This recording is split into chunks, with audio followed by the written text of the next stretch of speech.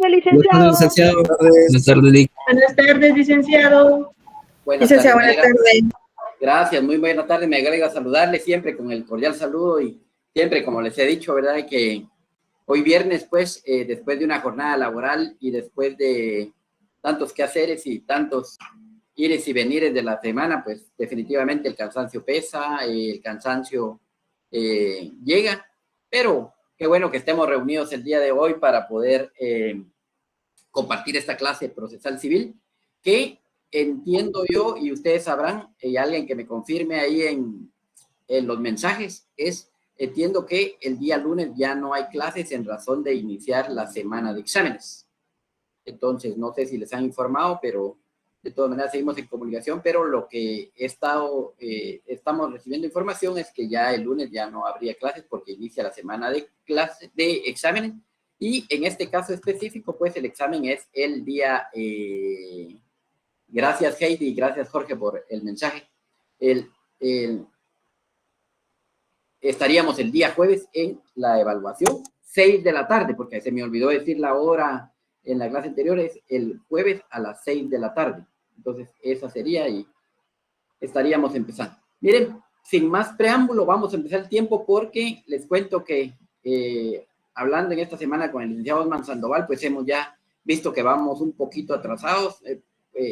Una compañera en un mensaje el último día de clases, pues presentó su molestia de que iba muy, muy rápido, pero compañeros, al contrario, nosotros creemos que hemos sido un poco, sabemos que ahí hemos sido tal vez un poco rápido, pero no podemos ir más lentos, al contrario, debemos apresurar un poco más el paso, porque ustedes que han visto el programa pueden ver que este programa está muy cargado. De hecho, comentarles que en algunas facultades de otras universidades este curso se da en Derecho Procesal Civil se da en 3 semestres, acá nosotros solo en 2 semestres, y si ustedes ven el programa está muy cargado, pero vamos a tratar de ir apresurando un poco, pero eso no quiere decir que debe bajar el nivel de comprendimiento que se dé. Entonces, bueno, Carolina dice que más despacio porque se encontraban. Gracias Carolina por la aclaración. Sí, ella manifiesta ahí en el mensaje que es por el tema del internet. Vaya, pero comentarles que vamos a tratar de ir avanzando porque, si ustedes se dan cuenta, estaríamos terminando ya la unidad 1 y 2 el día de hoy y, como les decía, sin más preámbulo, hasta el día de hoy sería el último tema del examen, toda vez de que ya no hay clases el día lunes. Para continuar con el tema, porque no se concluyó, yo doy la palabra a Lic Osman Sandoval para que él nos pueda ir impartiendo la clase. Muy buenas noches, Lic Osman. Buenas tardes, Lic Osman, gusto saludarle. ¿Qué tal, licenciado? Mucho gusto de saludarlo. Muy buena tarde y muy buena tarde a todos los compañeros. Pues nuevamente es un gusto para mí poder estar el día de hoy acá compartiendo con ustedes. Y pues como lo indicaba el licenciado, ¿verdad? Pues tal vez yo trato de hablar lo más rápido posible o ir avanzando lo más rápido posible con el afán de poder terminar todos los temas que se tienen planeados para el día de clase. De hecho, en la clase anterior no fue posible terminar, nos faltó el último tema. Sin embargo, si en algún momento hay algo que ustedes quieren que yo repita o que yo aclare o que nuevamente lo vuelva a decir, pues con mucho gusto, ¿verdad? Y sin ningún inconveniente.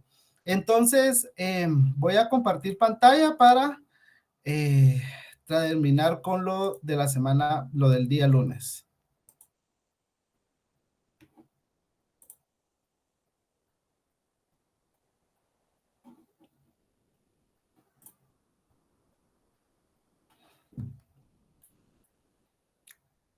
Muy bien, entonces el día lunes hablamos sobre el proceso civil.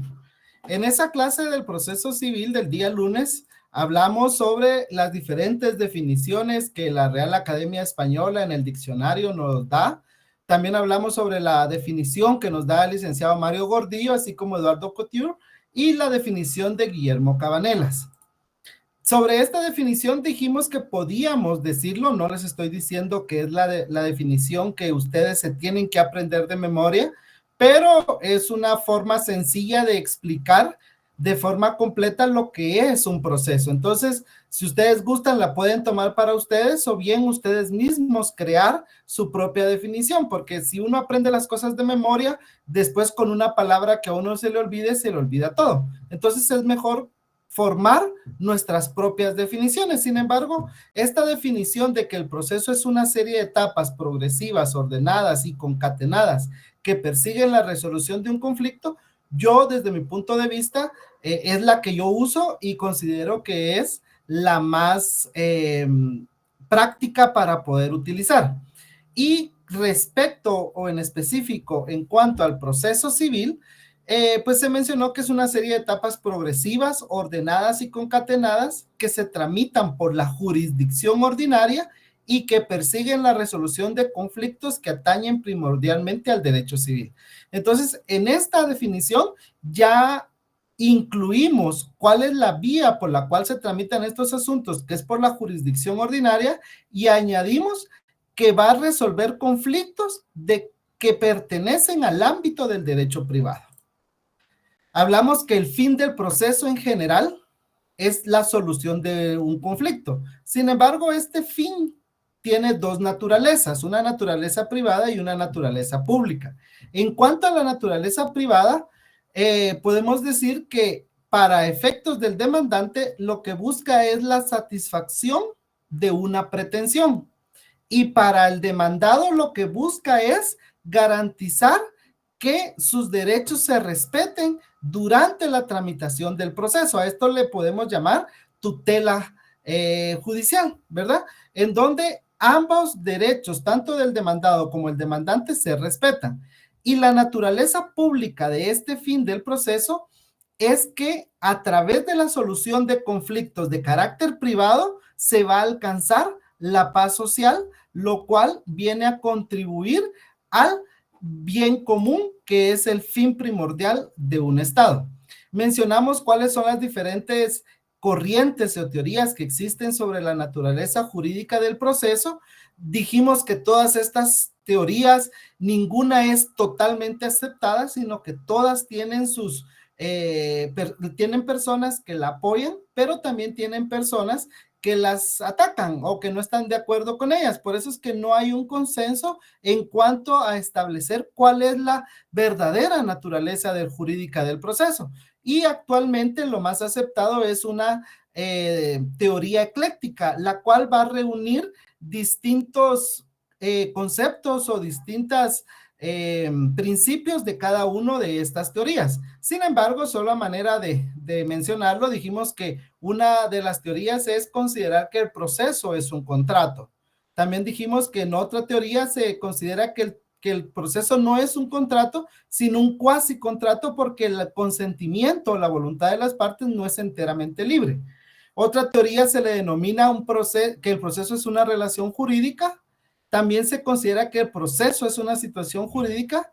Y por último, que el proceso es una institución, o sea, es una figura, es una abstracción creada por el derecho. Y mencionamos que no debemos de confundir una institución como el Registro General de la Propiedad como una institución como, por ejemplo, el proceso o el matrimonio, que son figuras, que son abstracciones creadas por la ley, ¿verdad?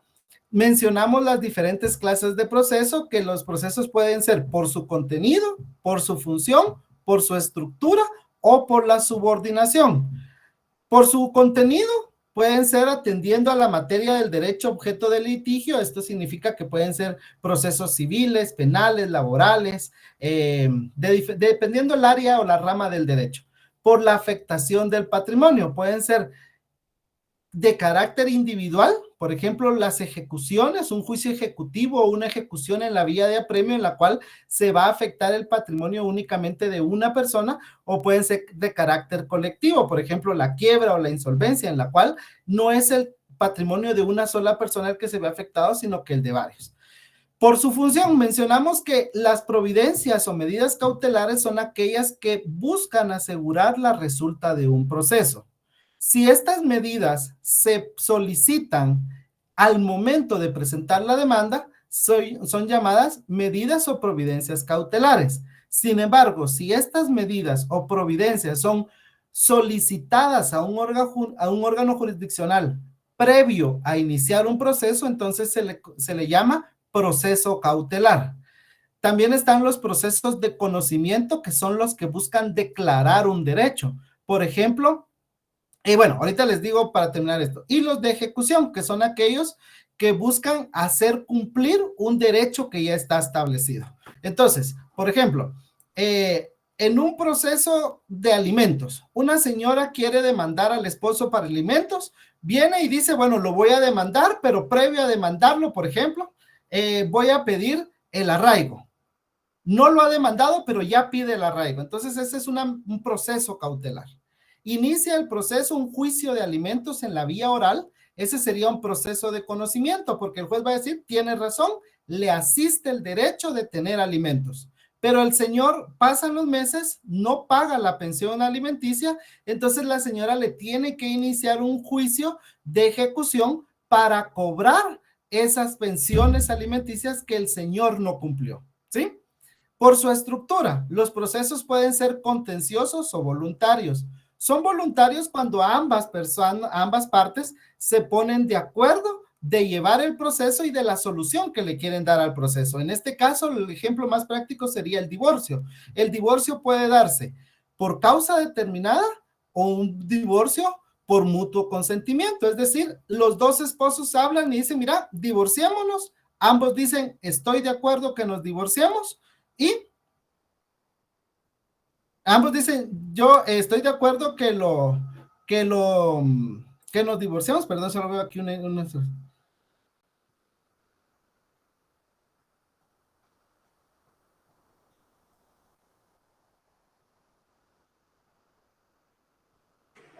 Gracias, Licosman. Solamente Melissa había preguntado la diferencia entre proceso cautelar y medidas cautelares, pero ya lo resolvió usted ahí.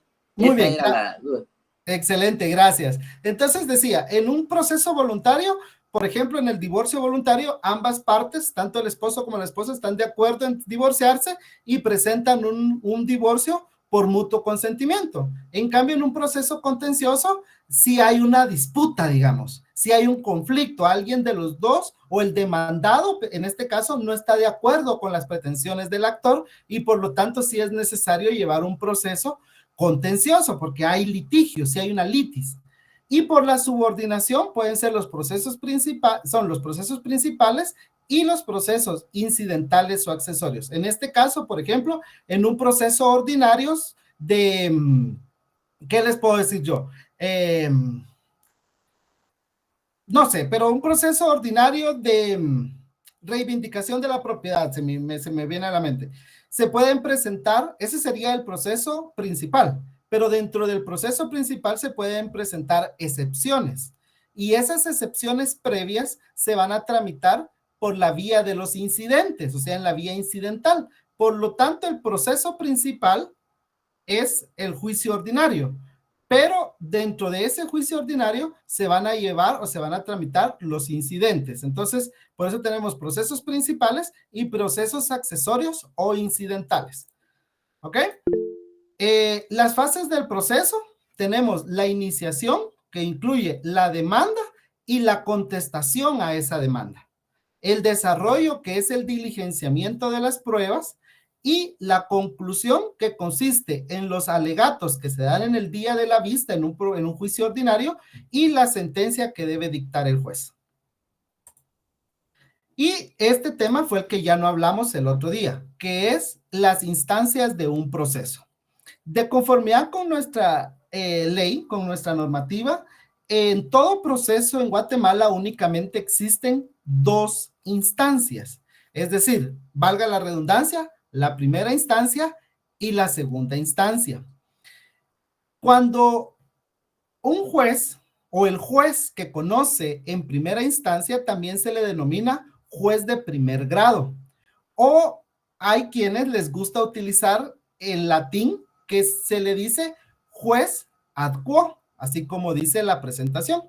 El juez ad quo es el juez de primera instancia o el juez que conoce en primer grado.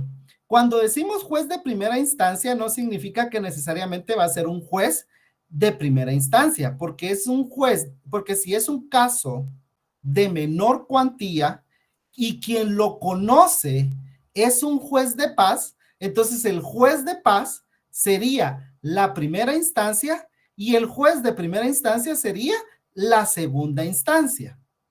Pero en un proceso de mayor cuantía, la primera instancia es el juez de primera instancia, valga la redundancia, así es su nombre, y la segunda instancia sería una sala de la Corte de Apelaciones del ramo civil. A este juez de segunda instancia o este juez de segundo grado o a este juez de alzada, como también se le denomina, en latín se le denomina juez ad quem. Entonces tenemos el juez ad quo, que fue el que conoció en primera instancia, y el juez ad quem, que es el que conoce en segunda instancia. ¿Sí? No sé si hay alguna duda. Igual, si ustedes me dicen, mire, lo anterior sí lo dije rapidito porque ya lo habíamos hablado, solo quería llegar a este punto. Pero en cualquier momento, repito, si ustedes consideran que estoy hablando o que voy muy rápido, ustedes me dicen y yo con mucho gusto me retrotraigo. ¿Ok? Entonces, la apelación, para poder pasar de primera a segunda instancia, es a través de la apelación. De conformidad con el programa de estudios, hay una unidad dentro del programa en el cual ustedes van a hablar sobre las impugnaciones. Entonces, no me voy a detener mucho en este tema, solo de manera general lo digo. Una impugnación son aquellos medios de defensa que tienen las partes cuando no están de acuerdo con una resolución o con un acto del tribunal, del juez. Entonces, las impugnaciones doctrinariamente hay de dos clases. Están los remedios procesales y los recursos procesales. Los remedios procesales son aquellos que se interponen ante el mismo juez que dictó la resolución, y ese mismo juez que dictó la resolución, ese mismo juez va a resolver la impugnación. En este caso serían los remedios procesales.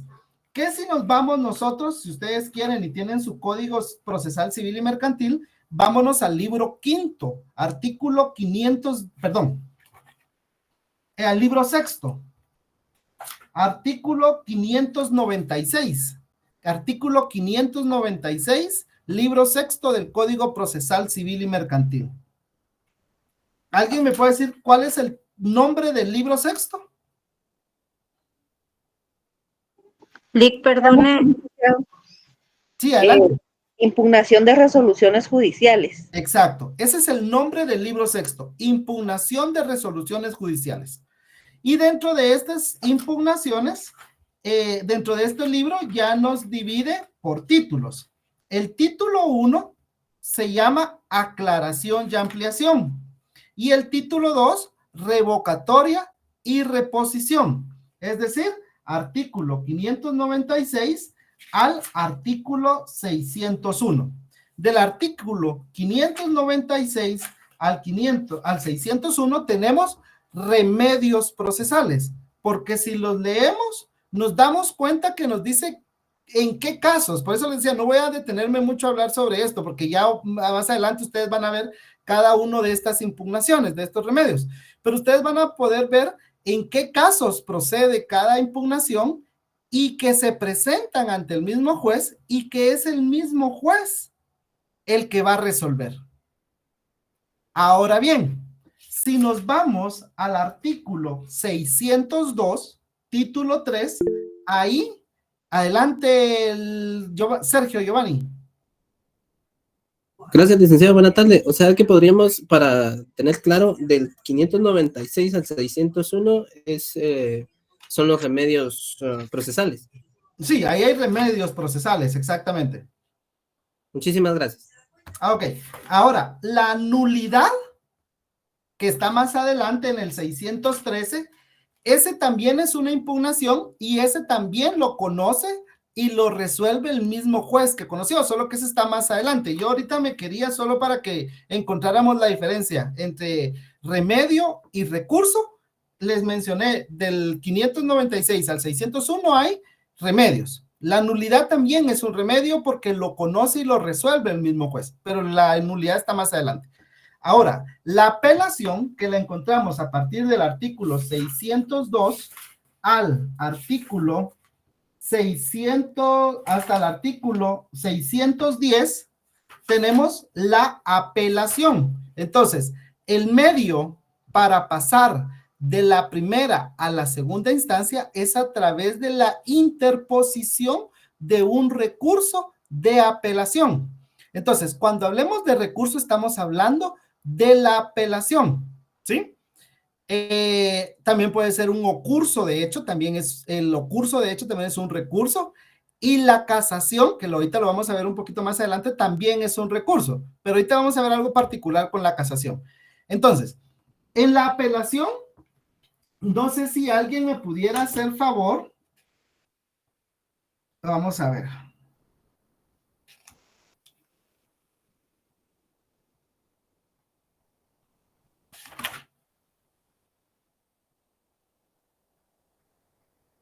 El artículo 605. Artículo 605. ¿Alguien puede leer el artículo 605? Adelante.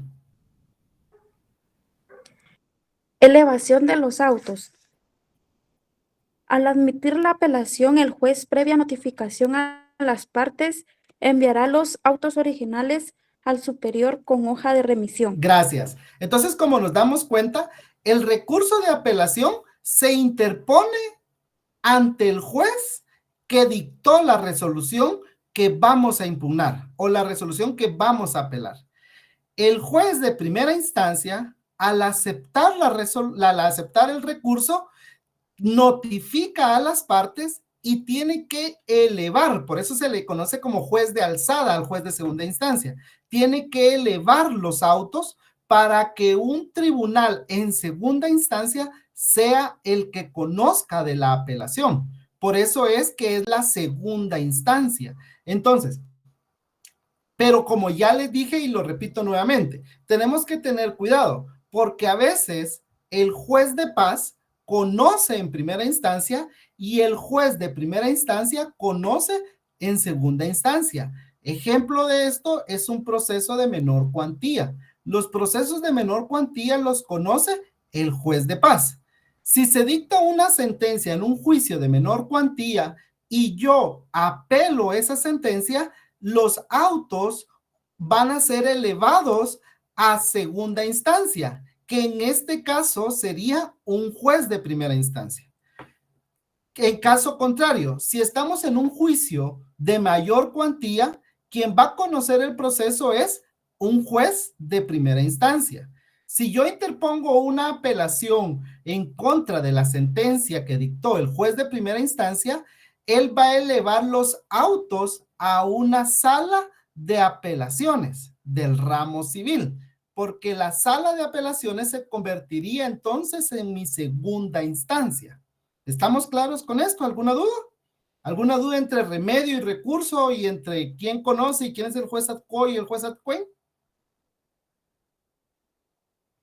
¿No? Bueno, ahora, si en Guatemala, bueno, entonces, todos conocemos la estructura de la Corte Suprema del organismo judicial y de la Corte. Adelante, Oscar. Buenas tardes, licenciado, pero fíjese que yo sí me quedé un poco atrasado con lo último que estaba explicando. Sé que me podría volver a repetir, por favor. Específicamente, ¿cómo con qué? Para no repetirlo todo. Es que le entendí de que el juzgado, el juez de primera instancia pasa como a una corte, pero ya sería una segunda instancia. Pero de ahí me quedé, o sea, ya no lo entendí más. Ok, mire. En Guatemala todo proceso únicamente tiene dos instancias, la primera instancia y la segunda instancia, ¿sí? Si estamos en un proceso de menor cuantía, ¿quién conoce los procesos de menor cuantía? Un juzgado de paz. Este juzgado de paz que conoció el proceso de menor cuantía sería la primera instancia. Si se interpone un recurso de apelación en contra de esa resolución del juez de paz, el superior jerárquico es quien va a conocer de la apelación. En este caso, el superior jerárquico de un juez de paz es el juez de primera instancia. Entonces, en este caso de un juicio de menor cuantía, el juez de primera instancia va a conocer la apelación, es decir, el juez de primera instancia va a conocer en segunda instancia. Ahora bien, si estamos en un proceso de mayor cuantía, el que va a conocer el proceso en general va a ser el juzgado de primera instancia. Si se interpone un recurso de apelación en contra de la sentencia dictada por el juez de primera instancia, quien va a conocer de esa apelación es el superior jerárquico del juzgado de primera instancia. En este caso, el superior jerárquico sería la sala de la Corte de Apelaciones, o sea, una sala de apelaciones del ramo civil. Entonces, en un juicio de mayor cuantía, el juzgado de primera instancia conoció en primera instancia y en segunda instancia, es decir, el recurso de apelación lo va a conocer la sala de apelaciones. No sé si a lo mejor ahí le aclaré lo que tenía duda, Oscar. Sí, sí, licenciado, perfecto, muchísimas gracias. Excelente. Ahora, les mencionaba, adelante Génesis.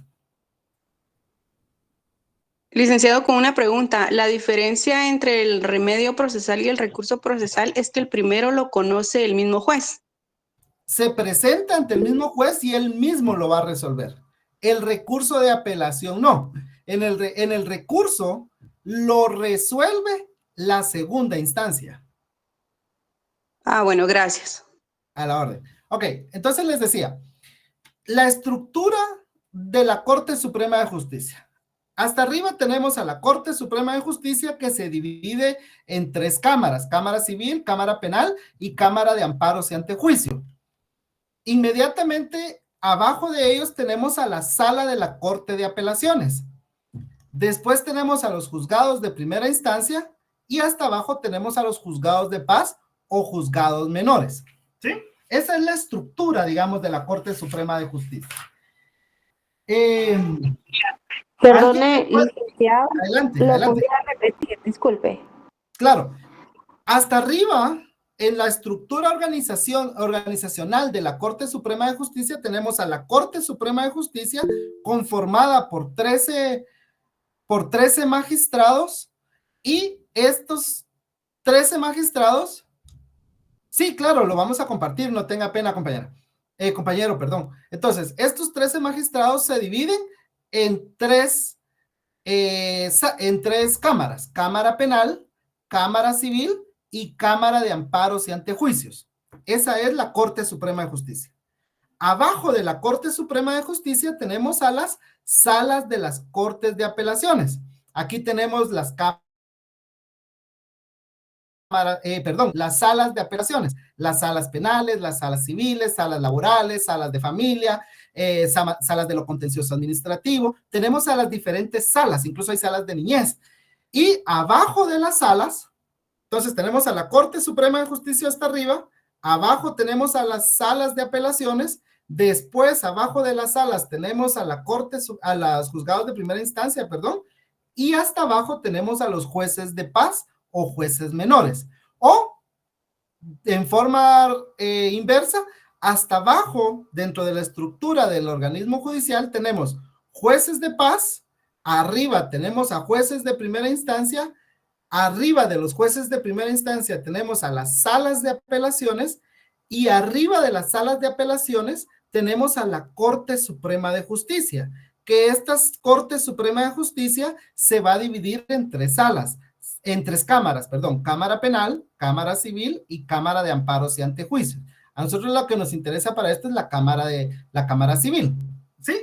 Entonces, vamos a la casación, así rapidito, porque esto es solo porque ya dijimos que solo son dos instancias las que hay en Guatemala, pero entonces, ¿qué pasa con la casación y qué pasa con el amparo? Porque, ¿quién conoce el amparo? ¿Alguien me puede decir quién conoce del amparo? Ustedes ya llevaron constitucional y procesal constitucional. ¿Quién es el competente para conocer de un amparo? ¿Son los jueces de primera instancia, licenciado? ¿Perdón? Los jueces de primera instancia. La Cámara de Amparos, depende, Cristian. Es que esta era la trampa. Hay un acuerdo. De la Corte de Constitucionalidad, licenciado. Depende en contra de quién se presente el amparo. Hay un auto acordado de la Corte de Constitucionalidad que establece la competencia de quién va a conocer el amparo, dependiendo en contra de quién se presente el amparo. ¿Sí? Pero ahorita llego ahí. Alguien que me haga favor de leer el primer párrafo del artículo 619.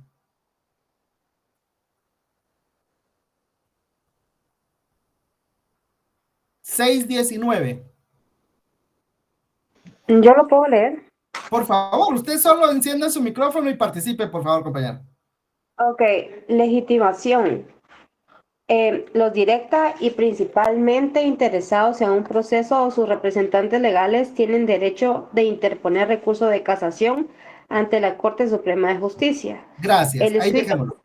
Ahí dejémoslo. Entonces, si yo no estoy de acuerdo con la resolución que se dictó por parte de la sala, yo puedo presentar una casación. Pero entonces ya sería una tercera instancia, ¿o qué está pasando aquí? Porque si yo llevo un juicio de mayor cuantía y el juez de primera instancia me dicta una sentencia y yo no estoy de acuerdo con esa sentencia, la apelo, interpongo mi apelación. Por favor, no digamos meto una apelación, porque eso es como lo oímos generalmente. Yo voy a meter una apelación, no. Interpongo, ese es el término correcto, interponer. Yo interpongo una apelación. Entonces, llevo mi juicio de mayor cuantía en el juzgado de primera instancia. El juez dicta sentencia. Yo, parte, no estoy de acuerdo con esa sentencia, presento una apelación y la va a conocer la sala de apelaciones del ramo civil. Entonces, el juzgado de primera instancia fue la primera instancia.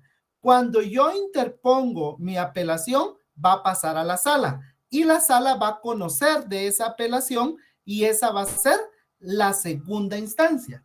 Sin embargo, si yo interpongo un recurso de casación, quien lo va a conocer es la Corte Suprema de Justicia. Entonces significaría o parecería que se está formando una tercera instancia, porque de primera instancia pasamos a la segunda instancia, que es la sala, y de la segunda instancia estamos pasando a la Corte Suprema de Justicia, que parecería que es una tercera instancia. Sin embargo, ¿qué es lo que sucede con la casación?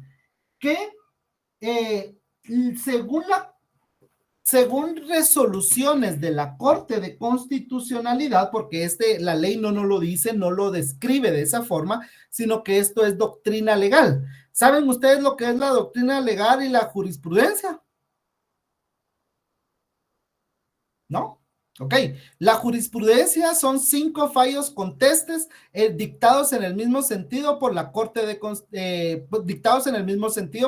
Suprema de Justicia. A diferencia de la doctrina legal, que son 3 fallos contestes. No, la doctrina legal son 3 fallos contestes por parte de la Corte de Constitucionalidad. ¿Sí? Para la jurisprudencia son 5 casos. Doctrina legal son 3 casos o 3 resoluciones en el mismo sentido por parte de la Corte de Constitucionalidad. Entonces, de conformidad con la doctrina legal de la Corte de Constitucionalidad, es la casación solo es en segunda instancia de la sala.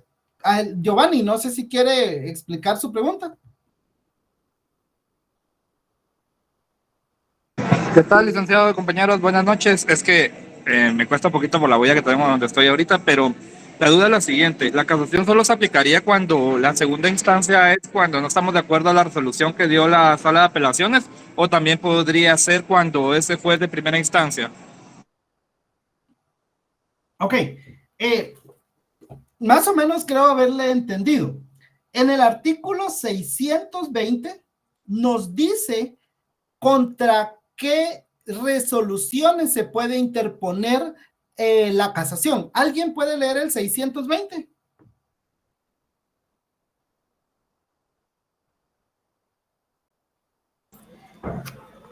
Artículo 620, procedencia. El recurso de casación solo procede contra las sentencias o autos definitivos de segunda instancia, no consentidos expresamente por las partes que terminen los juicios ordinarios de mayor cuantía. La casación procede por motivos de fondo y de forma. Exacto. Entonces, la casación la puedo interponer contra las sentencias o autos de segunda instancia, o sea, en contra de resoluciones de la sala de apelaciones, pero la sala de apelaciones ya fue mi segunda instancia. Entonces, si yo presento una casación, se va a la Corte Suprema y ya la Corte entonces parecería que es una tercera instancia, pero la ley del organismo judicial dice que en Guatemala solo existen dos instancias. Giovanni, no sé si tiene levantada su mano de hace un momento o quiere participar nuevamente. No, solo ahora hace un momento, ya con el artículo 620 entendí entonces que el recurso de casación solo aplicaría en segunda instancia cuando ya haya dado resolución la Corte de la Sala de Apelaciones. Exacto, Entonces, si fuese un juicio de menor cuantía y pasa después a la segunda instancia con un juicio con un juez de primera instancia, no procedemos con casación. No, porque dice artículo 620, que terminen los juicios ordinarios de mayor cuantía. ¿Sí? Ahí está la cuestión. Pero yo lo que me quiero enfocar es que pareciera que hay una tercera instancia con el recurso de casación. Y esto pareciera que contradice lo que establece la ley del organismo judicial. Pero como les mencionaba, yo se los muestro, jóvenes. Ahorita ustedes, para los cursos y para sus clases, tienen que comprar de esos códigos que valen 15, 20 quetzales. Bueno, en mis tiempos eso valían, no sé si siguen valiendo esos códigos, los normales, y que ustedes ahí en su código vayan subrayando, anotando. Sin embargo, les comento,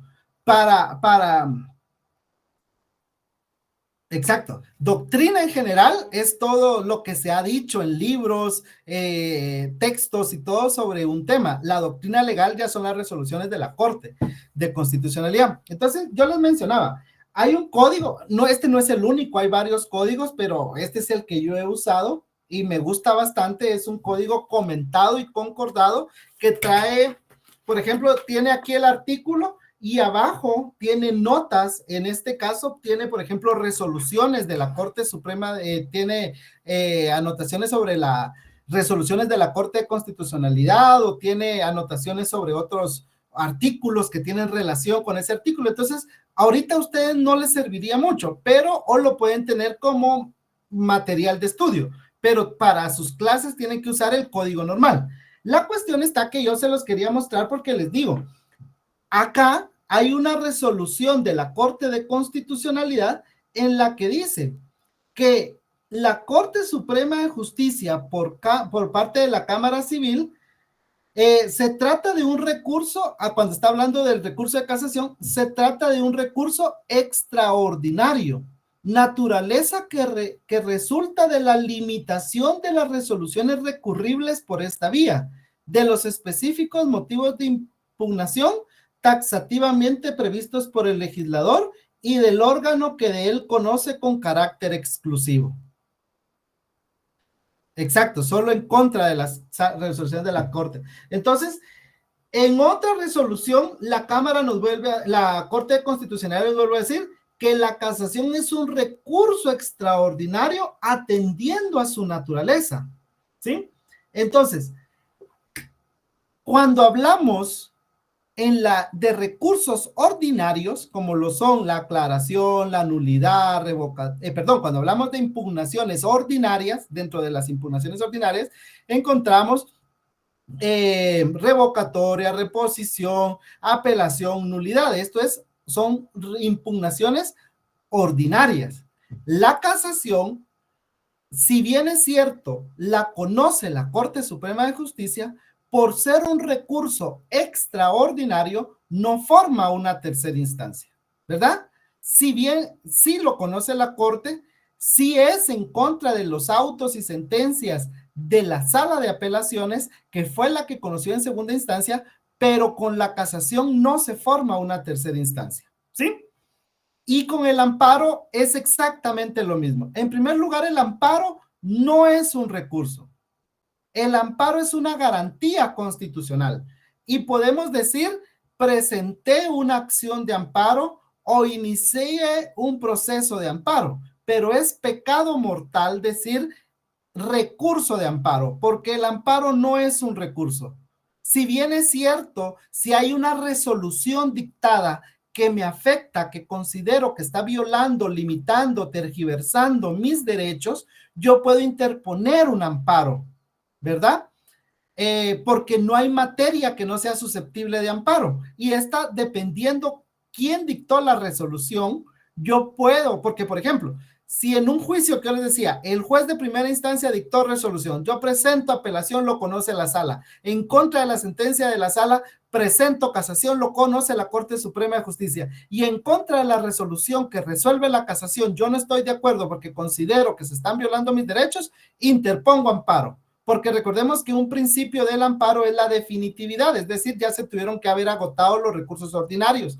Entonces, si yo interpongo amparo en contra de la Corte Suprema de Justicia, ahí sí lo va a conocer la Corte de Constitucionalidad, ¿verdad? Si no es en contra de la Corte Suprema de Justicia, no lo conoce la Corte de Constitucionalidad. Por ejemplo, si presento amparo en contra de una sala, lo conoce la Corte Suprema de Justicia. Entonces, el amparo tampoco forma una tercera instancia, aunque lo conozca la Corte de Constitucionalidad, ni es tercera ni cuarta instancia, porque insisto, el amparo no es un recurso, el amparo es una garantía constitucional, o le podemos decir una acción de amparo, pero no es un recurso, ¿ok? Entonces, no sé si tienen alguna duda, y si no, con esto terminamos el tema de las instancias dentro del proceso. Sí, no sé si me podría repetirnos lo de la doctrina legal en la jurisprudencia, que usted dijo Claro. que son 5 fallos. La jurisprudencia son 5 fallos en el mismo sentido dictados por la Corte Suprema de Justicia. La doctrina legal son 3 fallos dictados, en el mismo sentido por la Corte de Constitucionalidad. Cuando ya se vuelve jurisprudencia o doctrina legal, es de observancia obligatoria por los jueces. ¿Sí? Incluso lo pueden hacer ver como, aunque solo sea una resolución, lo pueden decir, bueno, según la resolución de la Corte Suprema de Justicia, pero ahí sería optativo. Cuando ya hay doctrina legal, ya adquiere fuerza de ley, ya es de obligatoria observancia. ¿Ok? Bueno. Ok, gracias.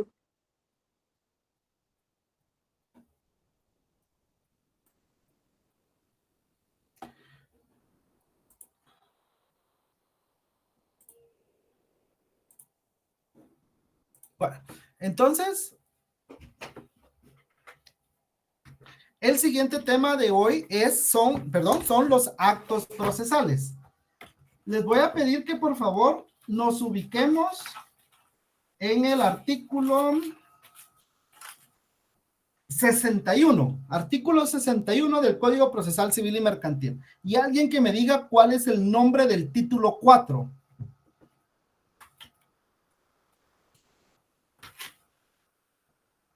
Los actos procesales. Exacto. Entonces, aquí en este título vamos a encontrar lo del tema del día de hoy. Recursos. Tenemos remedios procesales y los recursos procesales. Ambos son medios de defensa que tienen las partes cuando no están de acuerdo con una resolución o un acto, en este caso como lo es la nulidad, del tribunal o del juez. ¿Sí? Son remedios porque se interponen y los conoce el mismo juez que dictó la resolución, y es recurso cuando quien va a conocer de esa impugnación es un superior. ¿Ok? Bueno, entonces los actos procesales los tenemos en el título 4 del libro primero de nuestro Código Procesal Civil y Mercantil, y a partir del artículo 61 tenemos los actos procesales. Veamos, bueno, les voy a hacer una pregunta y espero que me conteste cualquiera que ustedes quieran. Esta pregunta es de derecho de introducción al derecho y creo que lo volvieron a ver en Derecho Civil 1. ¿Alguien me puede decir la diferencia entre entre acto y hecho?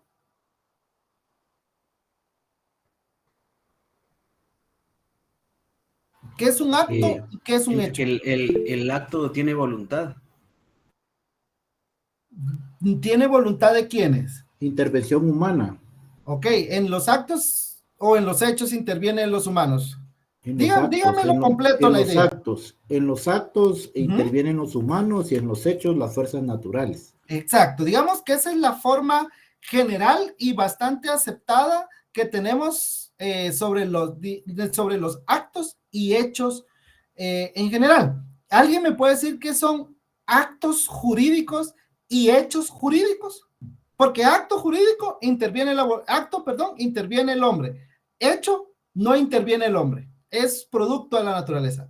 Pero cuando ya le agregamos el término jurídico, ¿qué son los actos jurídicos y qué son los hechos jurídicos?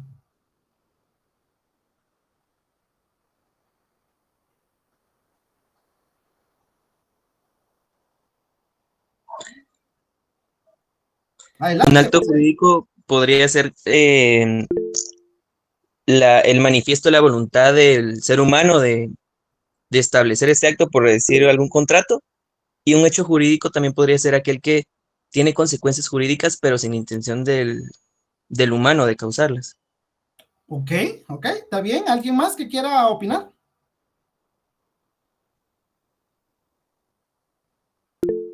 Adelante, Areli. Que pues el hecho jurídico, aparte de que se producen por hechos naturales, es en donde no hay intención, pero propician los efectos jurídicos. Y pues en el acto jurídico, que es un suceso provocado por la intención humana, pero que producen los efectos jurídicos. Exacto, sí. Básicamente es eso. Lo único que tenemos que agregar es que produce efectos jurídicos o no produce efectos jurídicos. Pues dentro de los actos procesales también tenemos actos procesales y hechos procesales. Y aquí lo tenemos. Un acto procesal es aquel dominado por la voluntad jurídica idónea para crear, modificar, extinguir derechos procesales. Eso es lo que dice Couture sobre los actos procesales. Y los hechos procesales, según Mario Gordillo, nos dice que son acontecimientos que sin ser voluntarios proyectan sus efectos dentro del proceso. Entonces, como ya los tienen ustedes claro y ya lo mencionaron muy bien, ¿cuál es la diferencia entre los actos y los hechos? La intervención de la voluntad, ¿sí? La intervención de la voluntad. En los actos interviene la voluntad. En los hechos no interviene la voluntad, ¿sí? Pero ambos, tanto los actos procesales como los hechos procesales, van a tener efectos o consecuencias dentro de un proceso. Por ejemplo, alguien creo que había levantado la mano, no sé. ¿No? Ok. Entonces, repito, los actos procesales interviene la voluntad de la parte. En el hecho procesal no interviene su voluntad. ¿Sí? Pero ambos van a tener efectos y consecuencias dentro de un proceso. Por ejemplo, ya lo vamos a ver ahorita más adelante en la clasificación de los actos. Pero yo, si quiero, por ejemplo, si soy el demandado, si quiero, contesto la demanda. Si no quiero, no contesto la demanda. Entonces, el hecho de contestar o no contestar la demanda va a depender de mi voluntad. Y obviamente, si contesto la demanda, pues ya continúa el juicio, se abre a prueba y no hay problema. Si yo no contesto la demanda, el demandante o el actor puede solicitar la rebeldía y continuar con el juicio, ¿verdad? Ambas decisiones, ambas cosas que yo decida hacer, va a tener efectos dentro del proceso. Si yo quiero, contesto la demanda. Si yo no quiero, no contesto la demanda. Si yo quiero, interpongo excepciones. Si yo no quiero, no interpongo excepciones, ¿verdad? Ahí va a intervenir mi voluntad.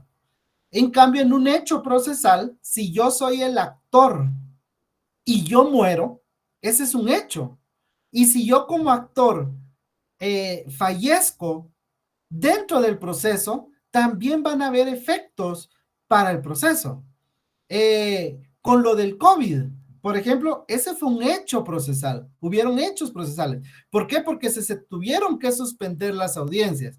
Porque yo suponiendo, yo puedo decir, no puedo ir a esta audiencia, le voy a pedir al juez que la reprograme, tengo que tener una excusa válida, ¿verdad? Para pedir al juez. Entonces yo voluntariamente le voy a decir al juez, mire, a la audiencia señalada para tal día, por favor, reprográmela. Obviamente no se lo voy a decir con esas palabras, tengo que presentar un escrito y como corresponde.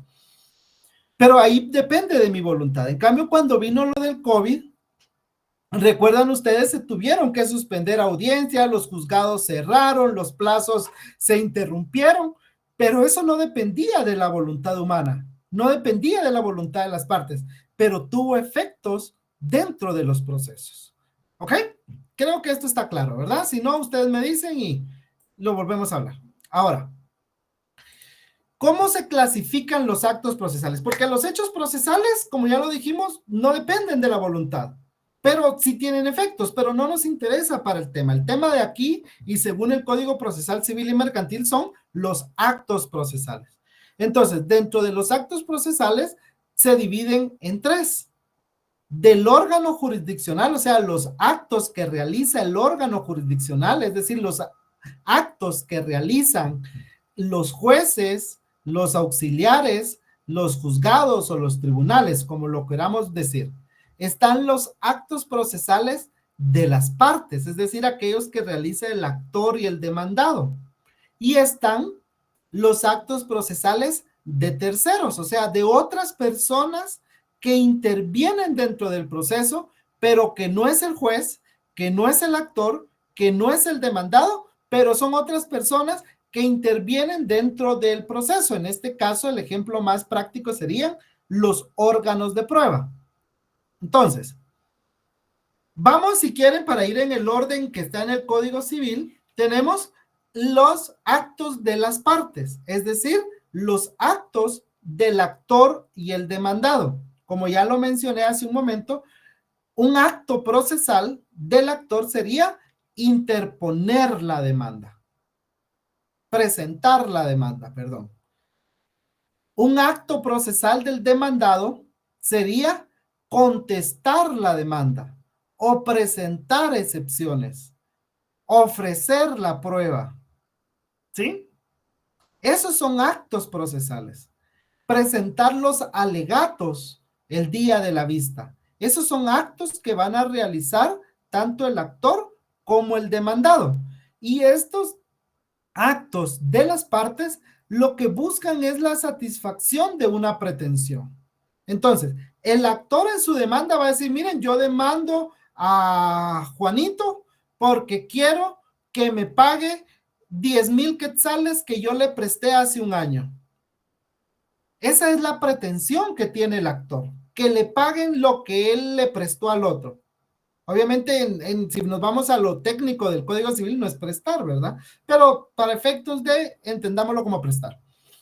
El demandado también tiene una pretensión.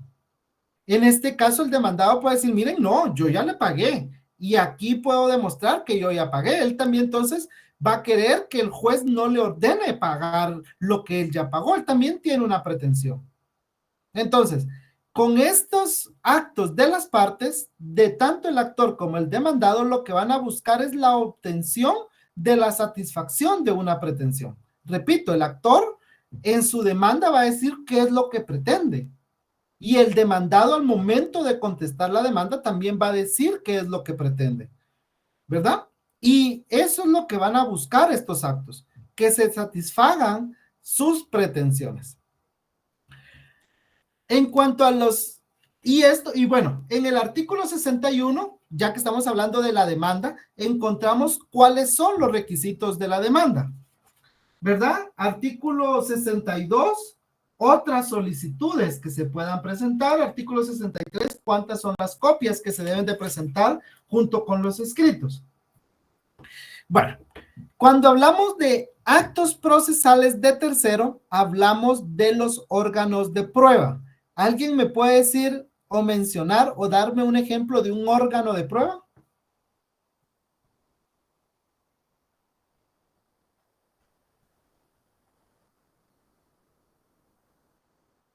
¿Un dictamen de expertos, Lick? ¿Quién sería el órgano de prueba? Un testigo. ¿Qué manda? El órgano de prueba sería el experto que va a realizar el dictamen. El medio de prueba sería el dictamen.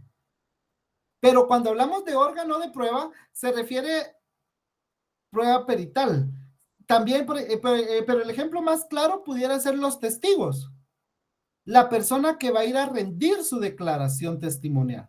El testigo, la persona que va a ir a declarar, él es el órgano de prueba. Lo que él dice ya es el medio de prueba, su declaración es el medio de prueba, pero él, la persona en sí, es el órgano de prueba.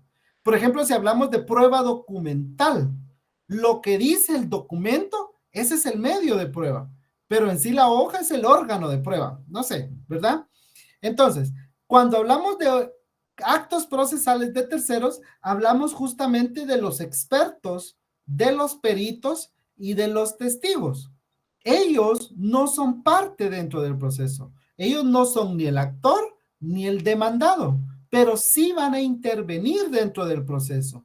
Y lo que ellos hagan va a tener efectos dentro del proceso.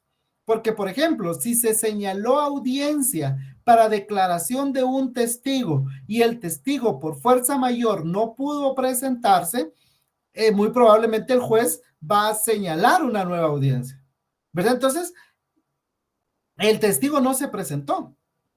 O bien, lo que el testigo va a ir a declarar le va a servir al juez al momento de valorar la prueba para tomar una decisión y dictar la sentencia. Entonces, estos actos que realizan estos terceros que no son parte, porque no son ni el actor ni el demandado, también tienen efectos dentro del proceso. ¿Sí? Ahora, pero ya más adelante, cuando ya estemos viendo el juicio ordinario, ahí ya vamos a ver los medios probatorios y todo eso, y ahí va a quedar un poco más claro. Pero para efectos de hoy, lo que me interesa es los actos procesales del órgano jurisdiccional, es decir, aquellos que se realizan por parte del juzgado o del tribunal, y son los que realiza el juez y los auxiliares, ¿sí?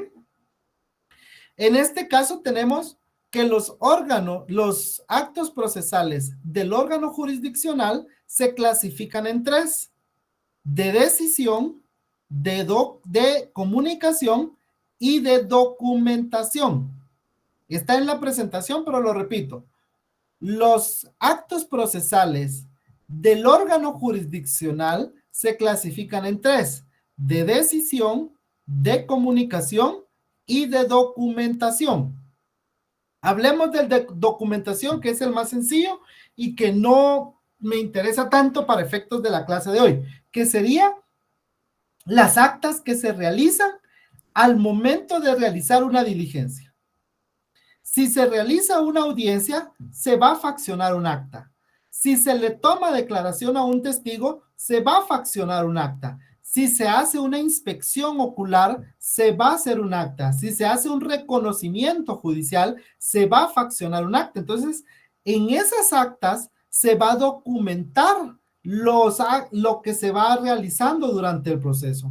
Entonces, el realizar esa acta se le conoce como un acto procesal de documentación, porque va a documentar lo que sucedió durante el proceso. ¿Ok? Bueno. Entonces, pero como dijimos, tenemos de decisión, de comunicación y de documentación. Ya dijimos que los de documentación es de donde se documenta lo que va sucediendo dentro del proceso. Ahora, los de decisión. Estos actos de decisión son realizados por el juez y es decir, son las resoluciones que dicta el juez. Y estas resoluciones pueden ser decretos, autos o sentencias. Apréndanse bien esta clasificación. Las clases de resoluciones que puede dictar un juez son decretos, autos y sentencias. ¿Alguien me puede hacer el favor de leer el artículo 141 del Código de la Ley del Organismo Judicial?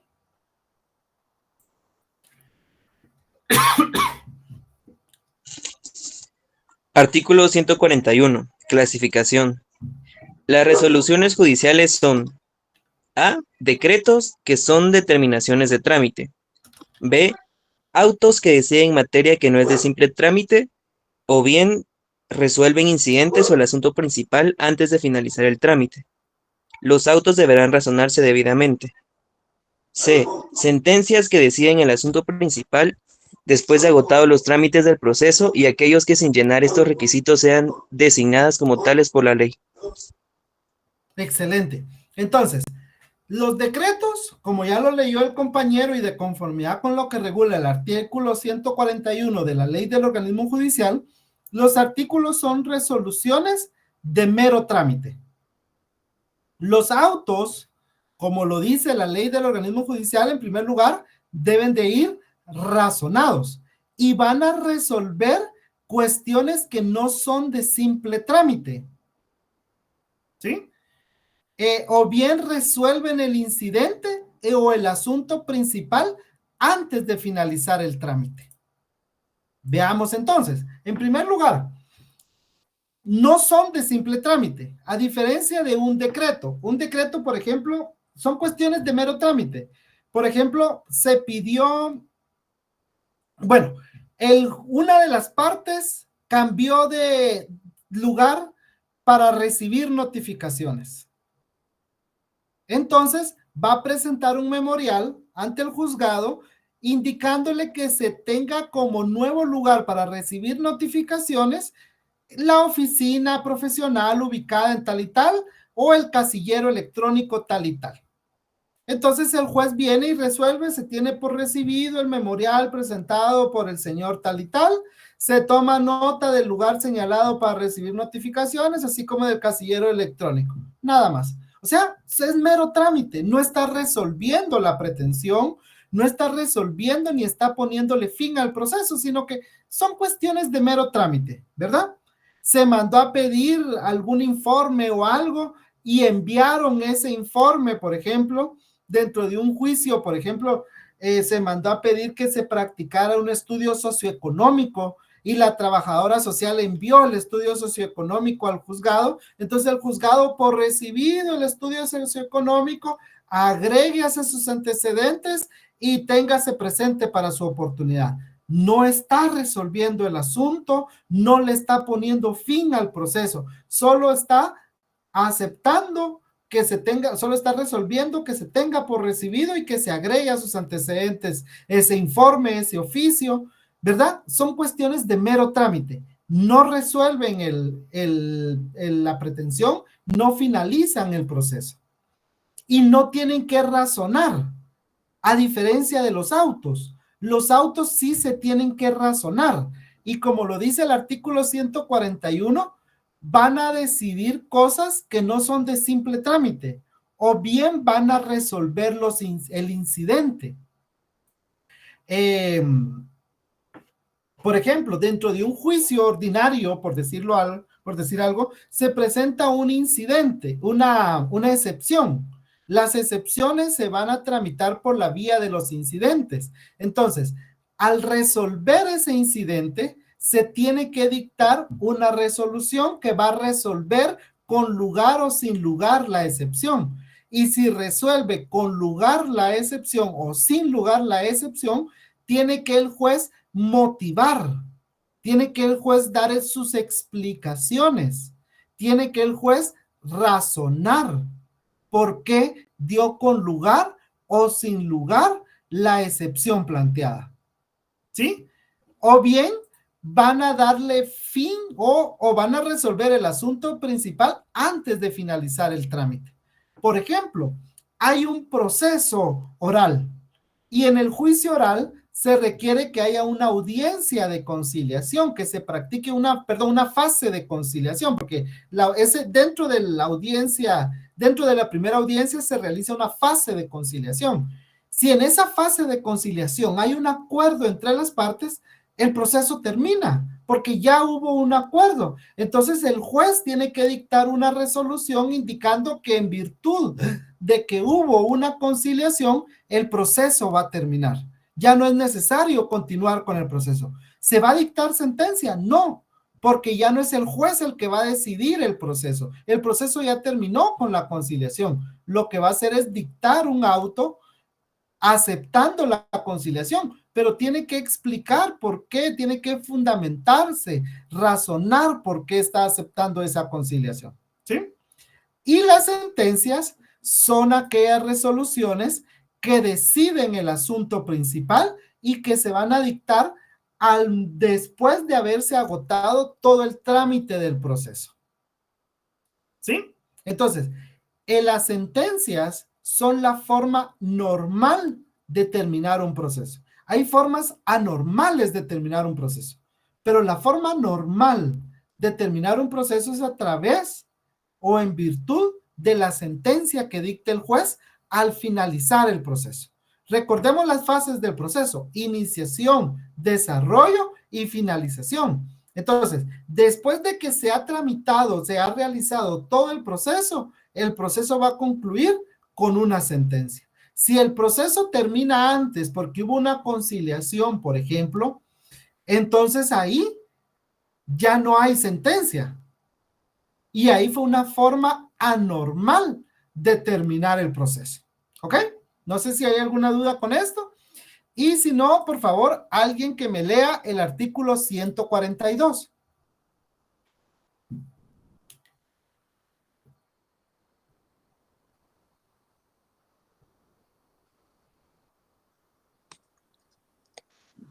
Artículo Plazo para 100. resolver. Adelante, compañera. Dale tú, no tengas pena. Artículo 142. Plazo para resolver. Las providencias o decretos deben dictarse a más tardar al día siguiente de que se reciban las solicitudes. Los autos dentro de los 3 días, la sentencia dentro de los 15 días después de la vista. Y esta se verificará dentro de los 15 días después de que se termine la tramitación del asunto, salvo que en las leyes especiales se establezcan plazos diferentes, en cuyo caso se estará a lo dicho en esas leyes. Excelente, gracias, compañero. Entonces, bueno, dice que los decretos se deben dictar a más tardar al día siguiente. ¿Sí? Solo permítanme.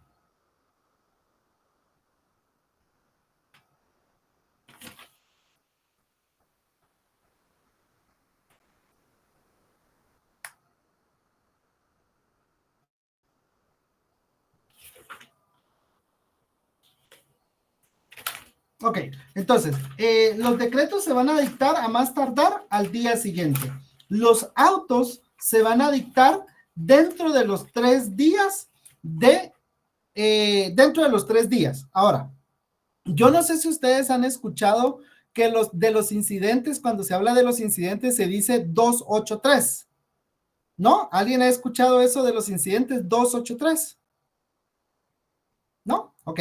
¿Por qué cuando hablamos de incidentes hablamos de 283? Adelante, José Manuel.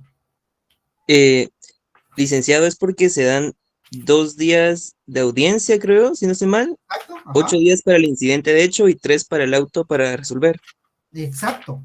283, justo lo que dijo el compañero. Porque cuando se interpone una excepción y se inicia un incidente, se dan 2 días a la otra parte.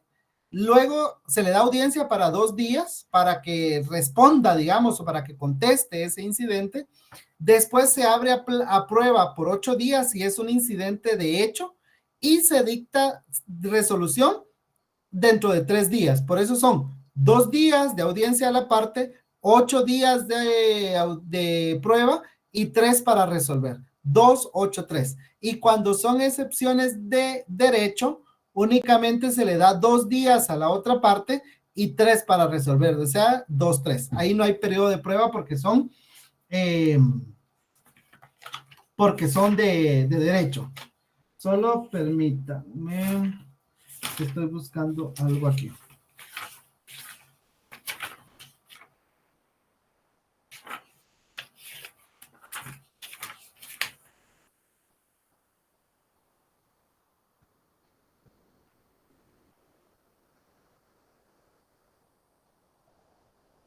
Ok, ahora, sentencias dentro de los 15 días. Dice que la sentencia se dictará dentro de los 15 días después de la vista y la vista se verificará dentro de los 15 días después de que se termine la tramitación del asunto. Entonces, ¿cuál es un esquema básico de un proceso? La presentación de la demanda. Después, la contestación de la demanda por parte del demandado. Cuando ya ha contestado la demanda, se abre a prueba. Cuando ya se ha diligenciado la prueba, entonces, ahí, a eso se refiere acá cuando dice la finalización del asunto. Entonces, después del periodo de prueba, dentro de los 15 días siguientes, se tiene que realizar o verificar, dice la ley, la vista, que es donde las partes van a presentar sus alegatos. Y después de la vista, la sentencia se tiene que dictar dentro del plazo de 15 días. A menos, aquí hay 2 excepciones. Una, que es la que dice aquí, salvo que las leyes especiales establezcan plazos diferentes. Y número 2, que es cuando el juez ha dictado un auto para mejor fallar. ¿Sí? Es decir, después de la vista, antes de dictar la sentencia, el juez dice, miren, yo todavía tengo dudas. Las pruebas que me presentaron no me quedaron claras. Necesito estas otras pruebas para poder tomar una decisión. Entonces, el juez dicta un auto para mejor fallar, que también es de 15 días, y después del plazo, después del auto para mejor fallar, ya empiezan a correr los 15 días para dictar la sentencia. Pero el artículo 141 también dice, a menos, o salvo, perdón, que en las leyes especiales se establezcan plazos distintos. ¿Alguien me puede hacer favor de leer el artículo 234?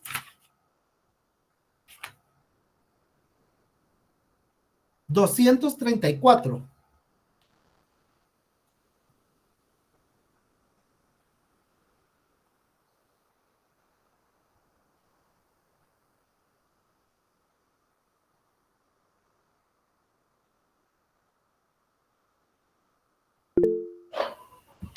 Adelante, adelante, sin pena.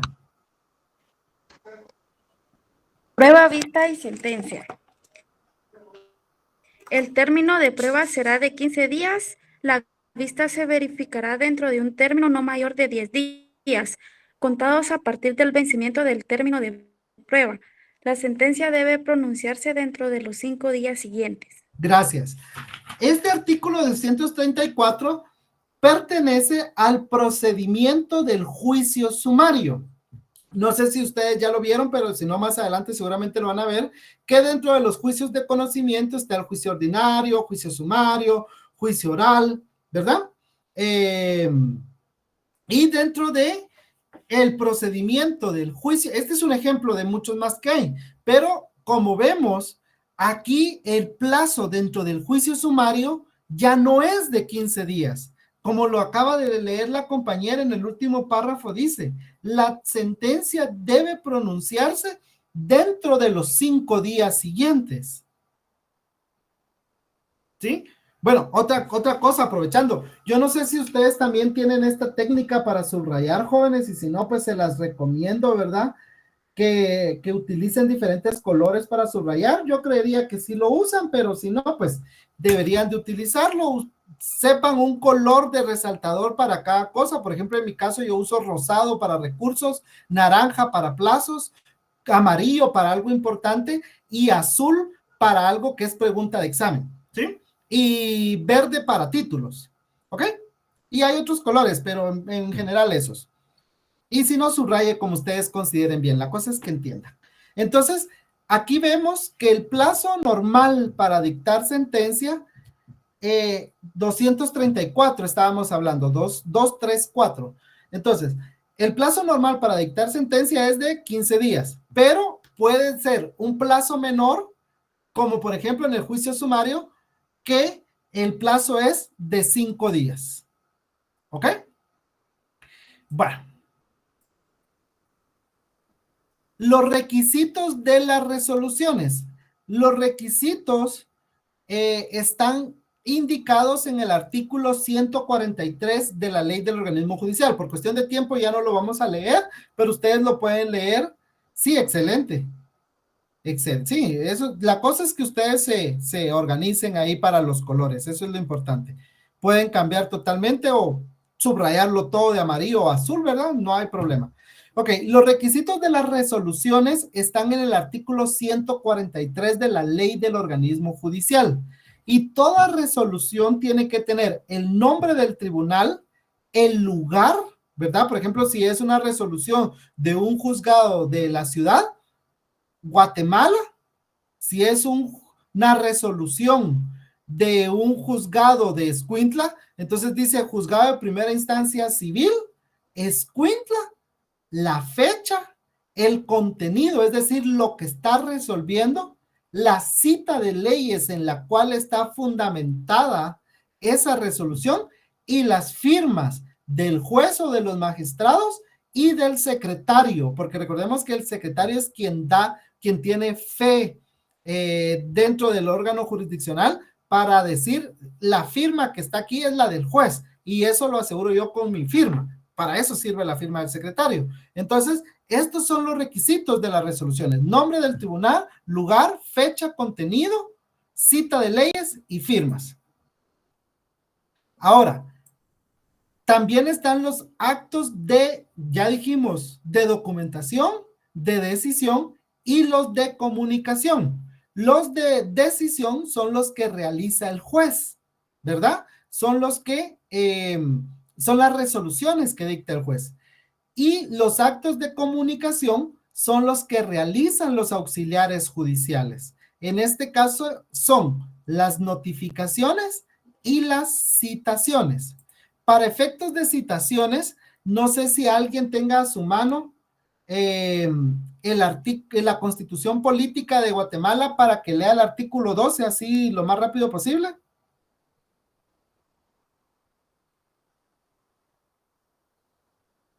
De comunicación. Claro, están las citaciones. De todos modos, la presentación yo creo que se va a subir al Classroom para que ahí para que la puedan tener. Pero son las citaciones y notificaciones. Aquí están, miren. Licenciado, indicó el artículo 12 de la 12. Constitución. Lic, perdone, pero el Dice artículo... derecho de defensa. Derecho de defensa. Perdón, me equivoqué de artículo, espérense. Creo que es el 38. Sí, yo saber qué estaba pensando ahí. Ahorita les digo. Que es el set de las citaciones. Puede buscar un poquito más adelantito donde regula las citaciones.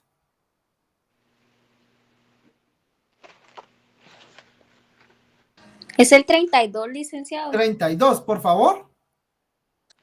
Objeto de citaciones. Ahí está. No sí, es obligatoria la comparecencia ante autoridad, funcionario o empleado público, si en las citaciones correspondientes no consta expresamente el objeto de la diligencia. Gracias, compañera. Entonces, el juez puede citar.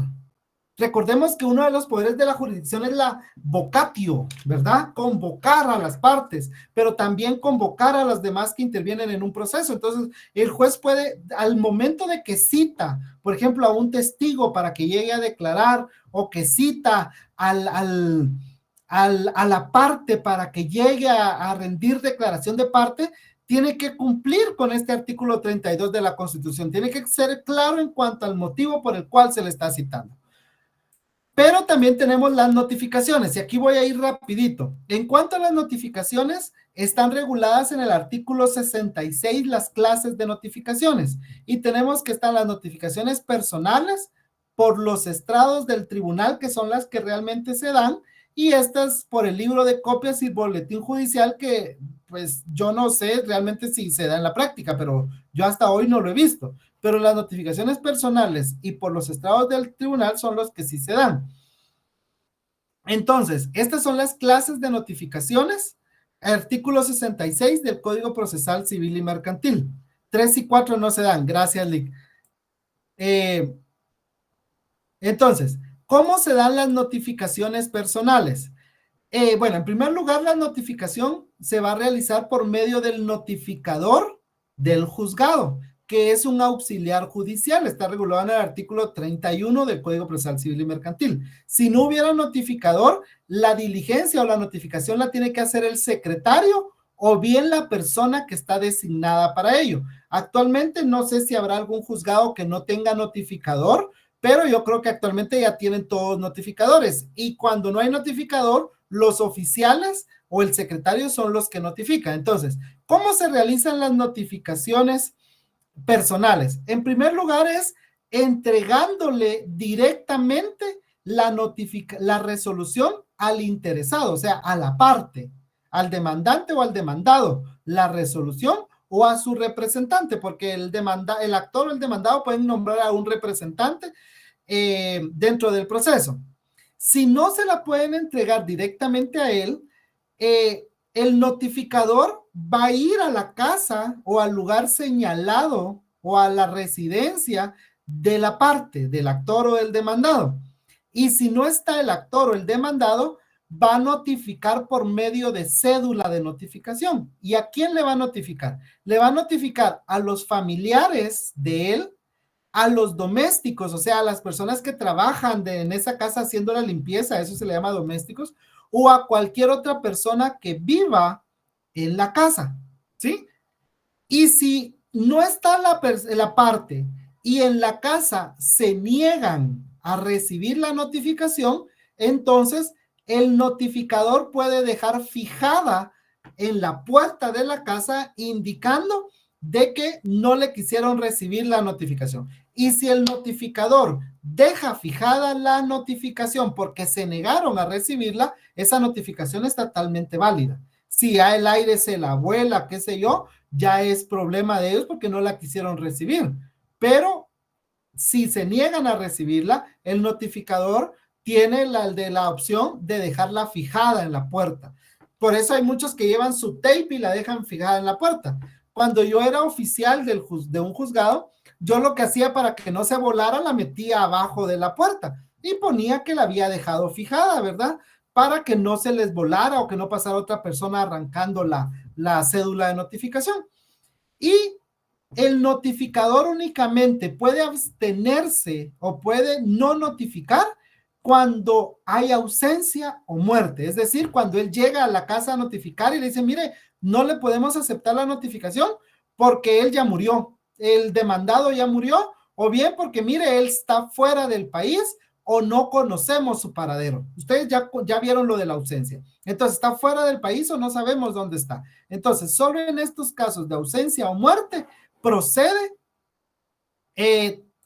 no notificar. Ahora, actualmente, ya casi todas las notificaciones se hacen electrónicamente. Y esto es a raíz de la ley reguladora de las notificaciones por medios electrónicos en el organismo judicial. Esta ley está contenida en el decreto 15-2011 del Congreso de la República, y en esta ley nos dice que en todos los procesos judiciales y administrativos, que además de las notificaciones que se pueden hacer personales o por los estrados, también se puede notificar a través del correo electrónico que haya indicado previamente la parte. Sin embargo, actualmente ya no notifican a través del correo, sino que uno como abogado se tiene que adherir al casillero electrónico, se llama, se tiene que adherir al sistema y a través de ese casillero electrónico le notifican a uno. Cuando le envían una notificación al casillero, en automático a uno de abogado le llega un correo electrónico indicando que tengo una notificación en mi casillero. Y en el artículo 2 de esta ley nos dice que las notificaciones realizadas a través de medios electrónicos tendrán los mismos efectos y validez que las realizadas conforme a las normas procesales correspondientes. Entonces, si alguien se quedó sin internet y tenía un plazo de 24 horas, por decirles algo, para hacer algo, y no tenía internet porque se quedó sin datos, pues lo siento, pero si le notificaron por ese medio, tiene la misma validez que una notificación que le hubieran hecho de forma personal. Y gracias por su atención. Nos quedan 2 minutos. No sé si alguien tenga alguna duda. Sí, Lick, buenas noches. Mire, ¿será que podría ser tan gentil de que el contenido del curso lo subiera a Classroom, Lick, para que podamos repasar? Aparte, magnífica la expresión y la vocación y ante todo el contenido del curso que usted está dando, pero sí sería lo conveniente para todos los compañeros, ya que la otra semana tenemos examen. Que puedan subamos subir las presentaciones, dice usted. Ajá, sí, que suban las presentaciones, le agradecería. Gracias, Lick, y feliz noche. Con mucho gusto. Claro que sí, a la orden, Edwin. Feliz día.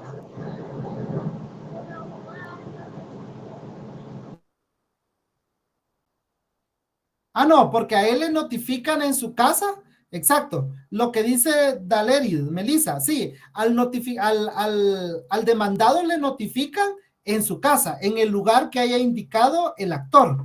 Y cuando le notifican, le aperciben que tiene que señalar un casillero electrónico, porque actualmente ya todos los abogados tienen que tener casillero electrónico. Adelante, Erwin.